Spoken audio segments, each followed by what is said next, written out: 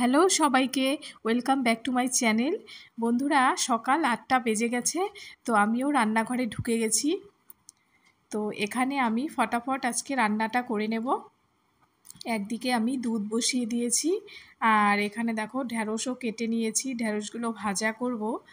আর এখানে আমার ভাতটা হয়ে গেছে। আজকে খুবই তাড়াহুড়ো ছিল, সেই জন্য আমি রাইস কুকারেই আজকে ভাতটা করে নিয়েছি।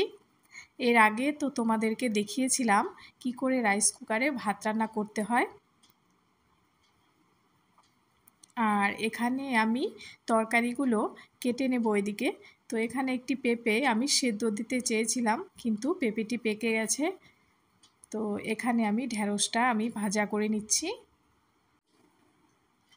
একদিকে আমি দুধটা বসিয়ে দিয়েছি।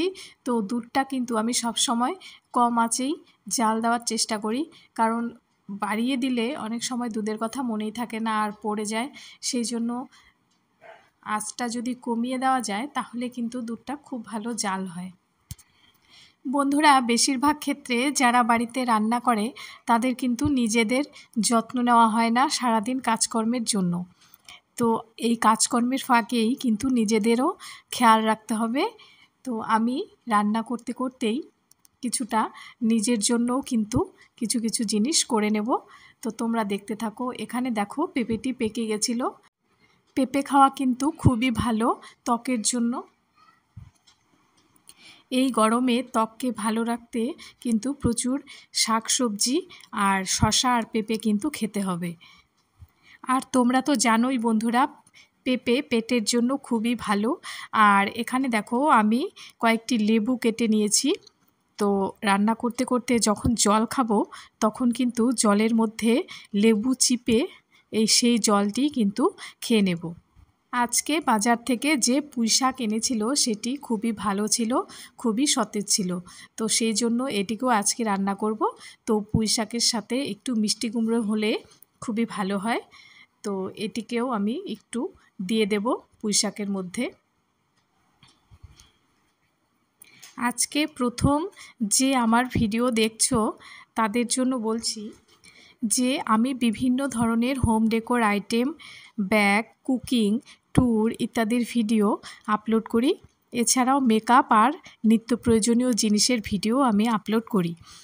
তো বন্ধুরা, তোমাদের যদি আমার ভিডিও ভালো লাগে তাহলে কিন্তু আমার চ্যানেলটিকে সাবস্ক্রাইব করে রাখতে ভুলো না। এখানে যে চিমনিটি তোমরা দেখতে পাচ্ছ এটি প্রো লাইফের। এটি 4 বছর হয়েছে আমি নিয়েছি। এটি খুব ভালোই সার্ভিস দিচ্ছে আপাতত। তো এটিকে টাচ করতে হয় না, তোমরা দেখতেই পেলে হাতটা সামনে দিলেই এটা অন অফ হয়ে যায়। বন্ধুরা, অনেকেই তোমরা জিজ্ঞেস করেছিলে যে গরমে নিজের স্কিনকে কি করে ভালো রাখবে। তো তাদের জন্য বলছি যে তোমরা লেবু জল খেতে পারো, আর প্রচুর পরিমাণে শাকসবজি, শসা, টমেটো ইত্যাদি খেতে পারো। আর যাদের ড্রাই স্কিন বন্ধুরা, তারা মুলতানি মাটির সাথে একটু দুধ বা মধু মিক্স করে তোমরা লাগাতে পারো সপ্তাহে 3 দিন। আর যাদের অয়েলি স্কিন তারা মুলতানি মাটির সাথে শুধু গোলাপ জল লাগিয়ে মাখতে পারো।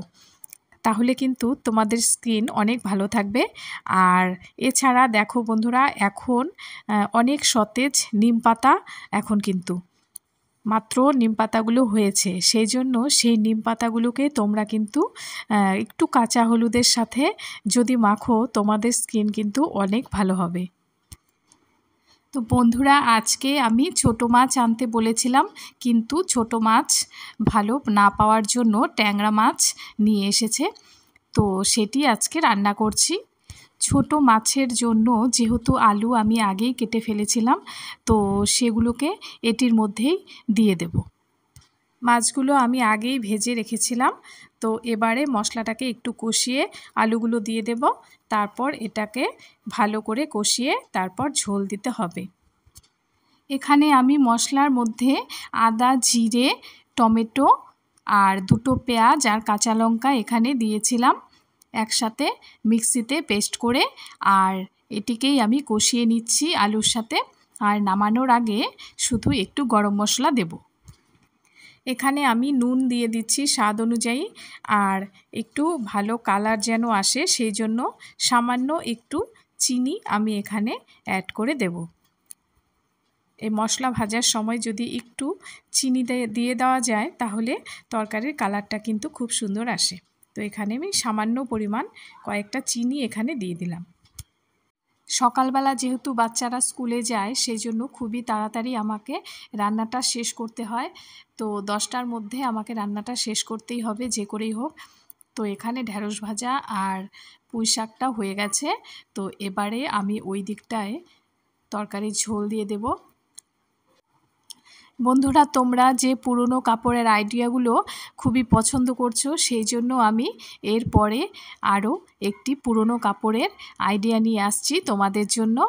তো দেখতে হলে কিন্তু অবশ্যই আমার চ্যানেলটিকে সাবস্ক্রাইব করে বেল আইকনটি ক্লিক করে অল করে রাখতে হবে, তাহলে তোমাদের কাছে নোটিফিকেশান চলে যাবে আমি ভিডিও ছাড়লেই।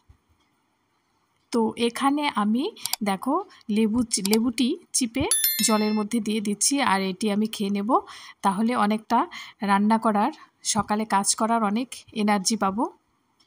সকালবেলা এই লেবু জলটা খেলে দেখবে বন্ধুরা অনেকটা ফ্রেশ মনে হয়, অনেকটা সতেজ মনে হয়, আর অনেকটা এনার্জি নিয়ে কিন্তু কাজও করা যায়, আর ত্বকের পক্ষে কিন্তু এটি খুবই ভালো। এটা হয়ে গেল, এবারে একটু গরম মশলা দিয়ে এটাকে আমি নামিয়ে নেব। বন্ধুরা, এখন যেহেতু রান্না করছি আর আমার রান্নাঘরটি খুবই ছোট, সেই জন্য রান্নাঘরের অবস্থা খুবই খারাপ হয়ে রয়েছে।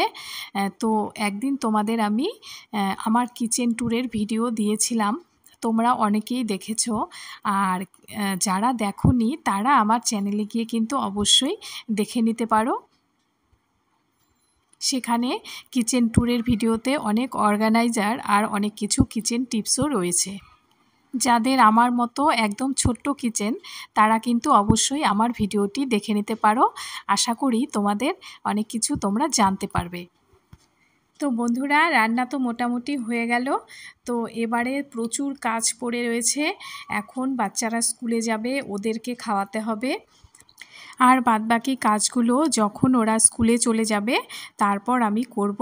তো এখন একটি মিষ্টি কুমড়া আমি কেটেও রেখেছিলাম, তো সেটিকে আমি ভাজা বসিয়ে দেব একটু কালো জিরে ফোড়ন দিয়ে। এটাতে শুধু একটু নুন, হলুদ আর অল্প চিনি দিতে হবে। তো এটিকে আমি বসিয়ে দিয়ে আমি এদিকে বাচ্চাদের ভাতগুলো বেড়ে নেব। বন্ধুরা, আজকের ভিডিওটি দেখতে গিয়ে একটি জিনিস তোমরা অবশ্যই লক্ষ্য করেছো যে আমি খুবই কম তেলে কিন্তু আজকে রান্নাগুলো করেছি। আর কম তেলে রান্না করতে হলে গ্যাসের আঁচটা কিন্তু একটু কমিয়ে রান্না করতে হবে, তাহলে রান্নাগুলো কিন্তু খুবই সুস্বাদু হবে। তো বন্ধুরা, কেমন লাগলো আজকের ভিডিওটি ভালো লাগলে লাইক, শেয়ার, কমেন্ট আর সাবস্ক্রাইব করে রাখতে কিন্তু ভুলো না। তো আবারও দেখা হচ্ছে নতুন কোনো ভিডিওতে। ততক্ষণ পর্যন্ত তোমরা সবাই ভালো থেকো। আজকের মতো টাটা।